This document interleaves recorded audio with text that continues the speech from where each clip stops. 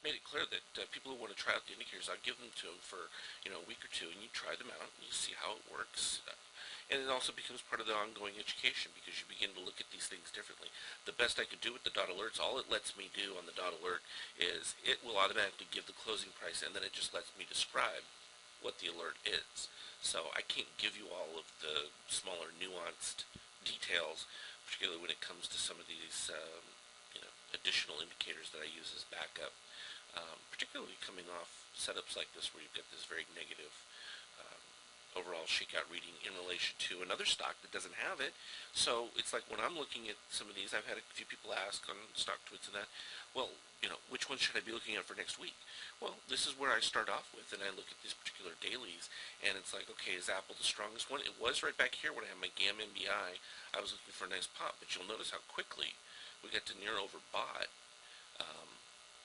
on the extreme histogram right here. As it gets closer to zero, you become more negative. Now, in this case, it was a lot easier to see because we ended up with a gray dot short setup right after it, and we had just about to turn back to a positive trend when it rolled back over, and then we started getting these setups. Now, am I buying the green dot when it dips below the extreme histogram negative 60? No. I'm looking for a significant discount. Now, in this particular case, it was a huge bar, so we were looking for a big drop down, and we're able to take that on the move back up, and then it had a nice quick pop to it. So this is typically how I look at these overall daily charts. Now, I talk about trend all the time too. Well, when Apple went red trend, and I show my expanded ratio histogram, and the easiest thing you can equate it to will be like an oscillator. And in this particular case, I refer to the expanded ratio histogram as a highway. And as long as you're between this magenta line and the green line, and the center line being even median, you're okay. It's when you start popping off towards the shoulders, and it's beyond the shoulders that really become attractive for me, because they become overall changes in the direction of a move. So that becomes critical, because we're an oscillator that gets up into the plus 70, plus 90 range for stochastics and all these, they become really ineffective at determining anything because they're just in what everyone refers to as extreme overbought. Well, imagine if you then took a microscope within that and made a brand new chart of just that extreme level. Therefore, you would get an expanded view of what's going on in between that. And at this particular point, you're looking for a retrace at least until this orange line moved back up to the magenta here. And these become very specific. It's hard to describe the math without getting wonky, but needless to say, once we get back, the orange gets back over the cyan, you begin to look at a point where your downtrend is ended. But you can see here, even with my yellow moving back and forth, the downtrend has stayed intact on Apple. All this time we had this one positive breakout, but right as we got to overbought within the red trend. And you can see that clearly happened there, and then immediately we've just stayed back below. And this was right interesting here because it signaled that we were about to do that little bit of a retrace. Now, what I'd love to see is if the cyan gets back up here towards this positive 8 reading, that's very bullish, like it was right here on this big dip, came down, and that actually created a nice little pop.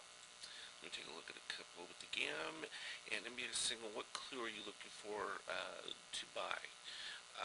From the GAM and MBI, you got to remember those are the original fractal setups that I created many years ago. The individual dots become refinements on those where we were able to then parse them even more detailed into very specific, and that belies the whole question of, is there a hierarchy in dots? And yes, there is. Your strongest ones, obviously, green dot with a number as well as the red dot with a number. That happens to be the largest group of concentration buyers. Now, is it always the most effective?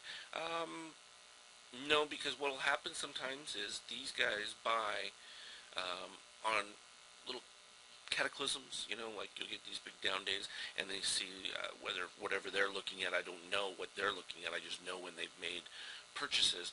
And they're looking for like low tick, whatever.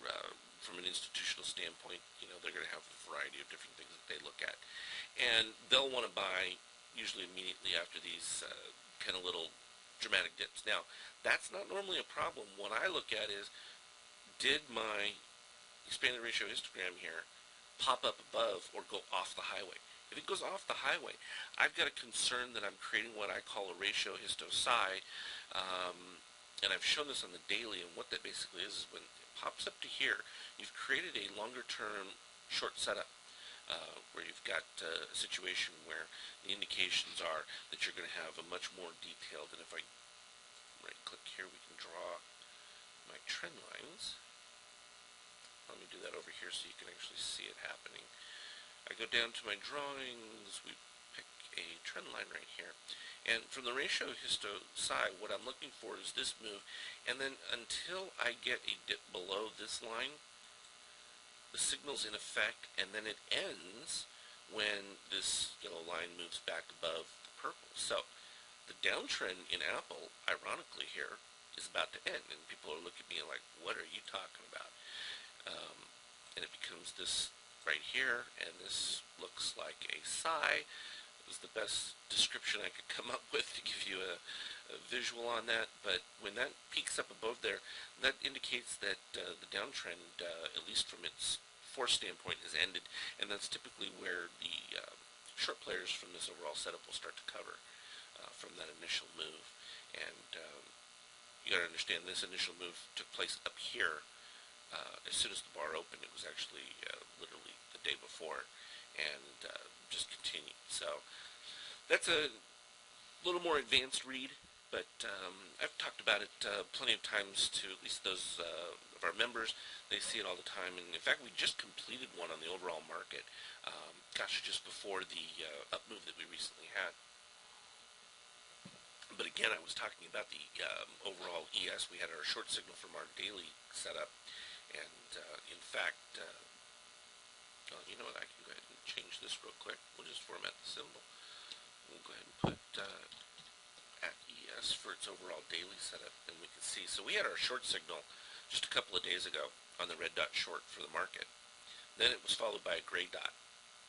So for the gray dot, at least we were looking for a minimum right here, and I was pointing out to them I was disappointed the other day when we popped up because we hadn't satisfied the red dot.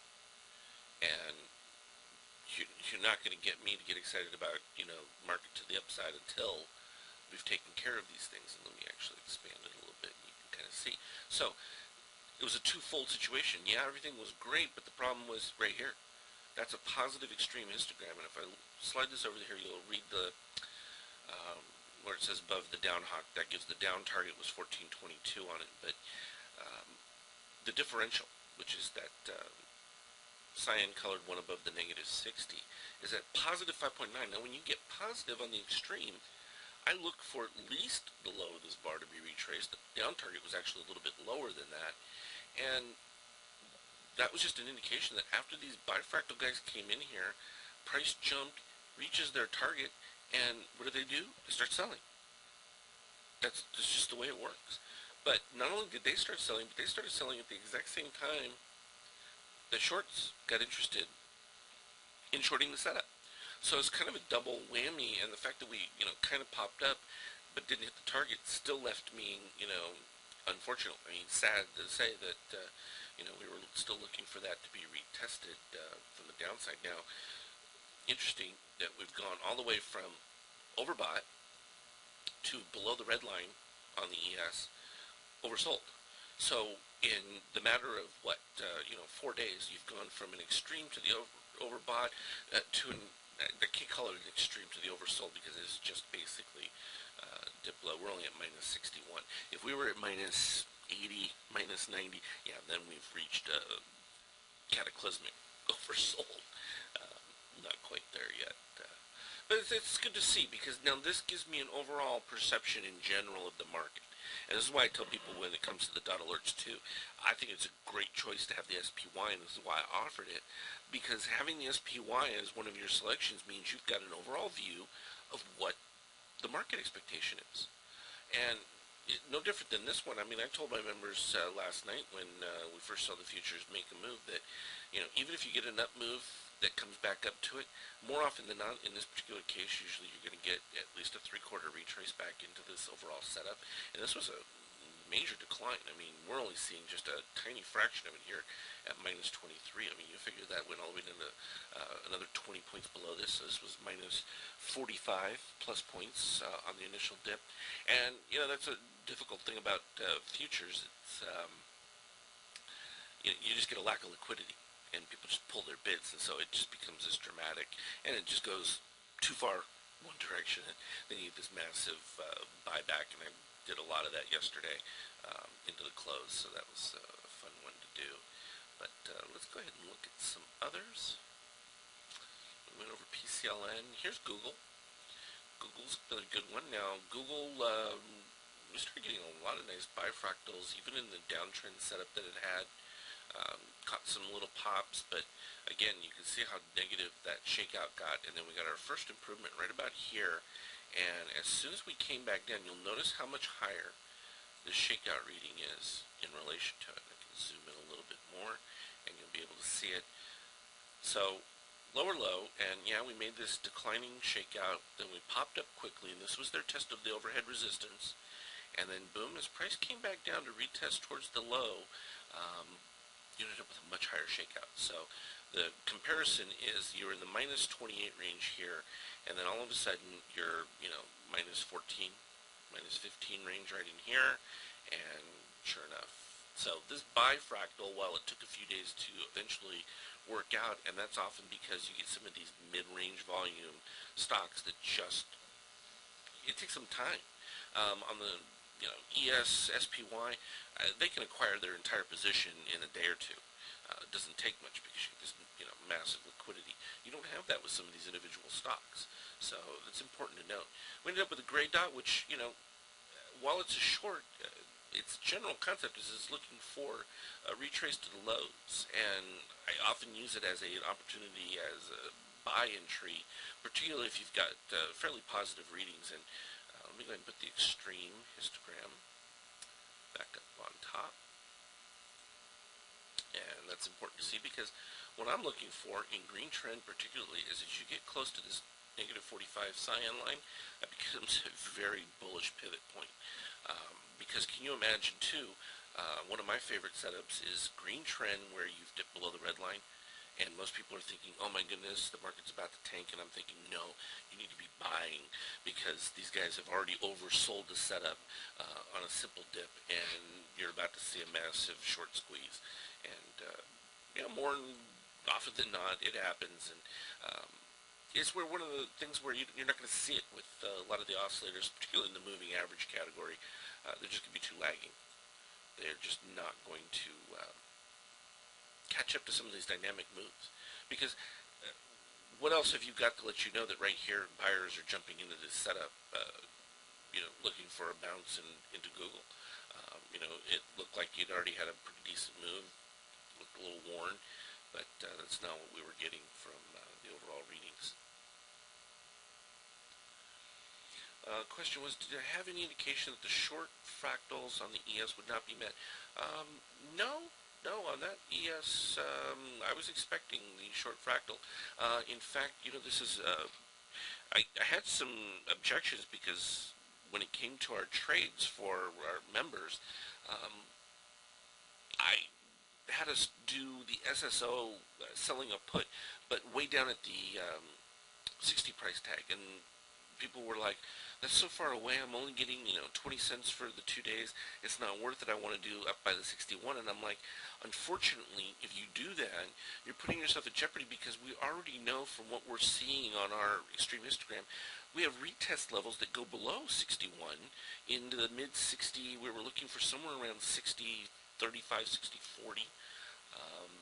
You know what, I can put it as a, so let me grab that ES chart again. Oh, actually, I've got SPY right here. So let's put SPY right there. And you can see the gray dot, even for SPY on the daily standpoint. Let me just flip it over to SSO, and we can take a look at what we were talking about. Because I'll often